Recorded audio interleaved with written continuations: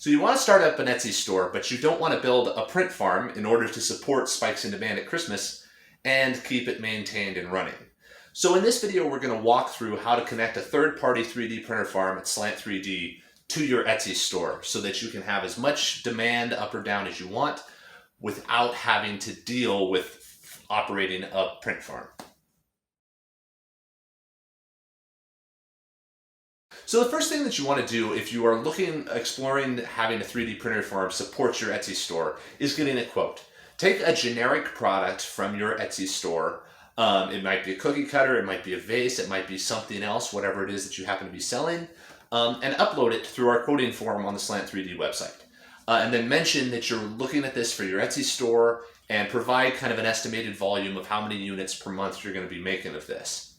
This allows the account engineer to really evaluate kind of the quantities you're dealing with, how often shipping is going to happen, all that kind of stuff. And they'll be able to get you a set price for producing each one of those products. That price will be producing them on demand.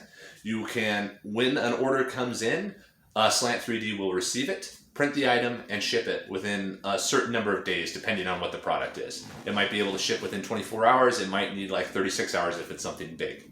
The other alternative to print on demand is just traditional production, where you say, I have an Etsy store, we're getting demand of about 100 of these, we want to build up our inventory, we need about 100 parts. Then you just say, well, we need 100 parts of this piece, and we will produce them and ship them to you. That's a standard production model.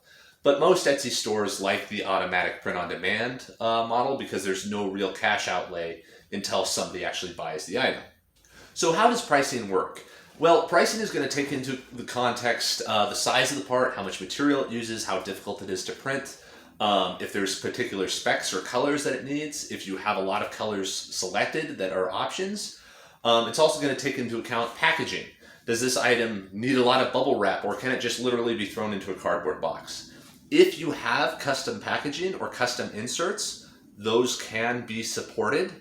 But you have to send those inserts to us at the warehouse so that we can get them in the production line so that when an item of yours comes by, those inserts or that special packaging can be utilized. That does increase cost outside of just throwing something into a cardboard box. So again, include that in the quote request when you're going through and getting a quote for your part.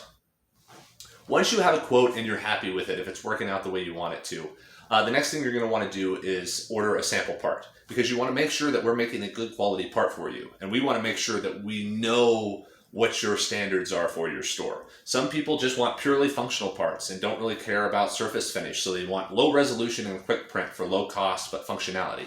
Other people have exceptionally high resolution parts that need to be perfectly smooth, maybe sanded a little bit, something along those lines. So doing a sample part makes sure that we have a quality control checklist and reference of what a good part is to you and to your store, so that we can quote it appropriately and make sure that anything that goes out the door is what you would want sent out the door.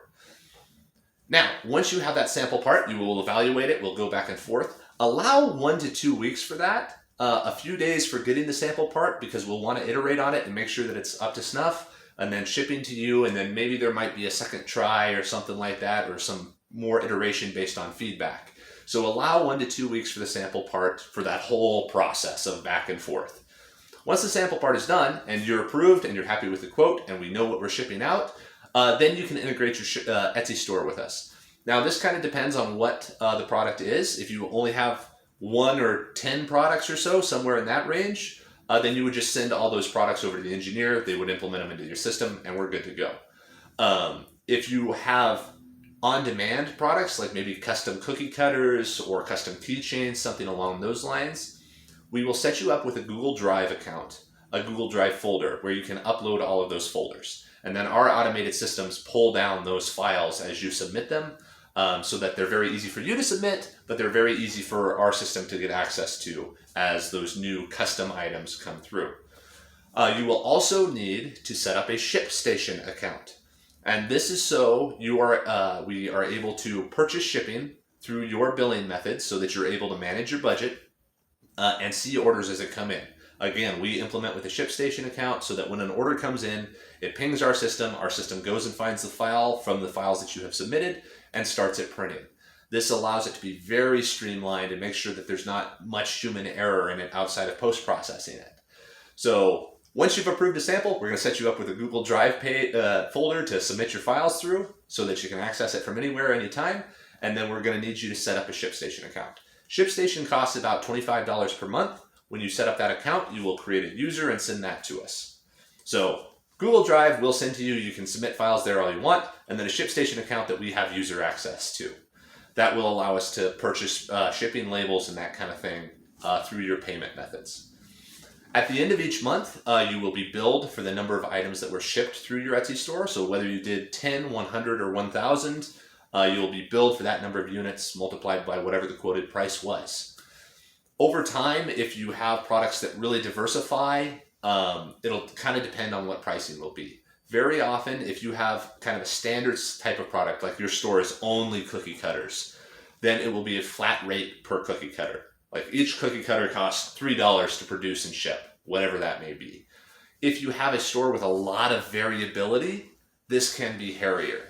In that context, we may do something like an auto quote or kind of a tiered system where, okay, small part, larger part, so that you have an idea of what it's going to cost you to produce these new items as you add them, but still have the flexibility to make sure the pricing is appropriate for what it is. Because if you're making all cookie cutters at your store at one point and then you decide, oh, we're going to make giant blocks of something, then there's a difference in cost there that we need to address that might not have been addressed in the original quote. So just to kind of summarize, you're going to submit an RFQ, a request for quote, to our website. An engineer will give you a quote. If you're happy with that, we will send you samples. Once samples are approved, we'll send you access to a Google Drive where you can submit files anytime very easily that belong to your store.